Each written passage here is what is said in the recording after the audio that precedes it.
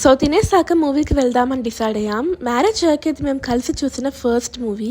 Tickets తీసుకొని ఇక్కడ కాసేపు వెయిట్ చేస్తున్నాం. వెదర్ కూడా ఈ రోజు చాలా బాగుంది. బీచ్ కి వెళ్దాం అనుకుంటున్నాం నెక్స్ట్.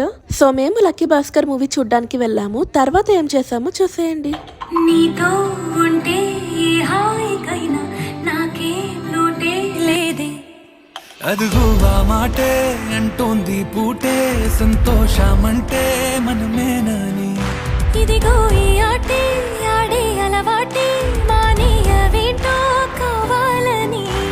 నువ్వే ఉంటే చాలే మరిచిపోనా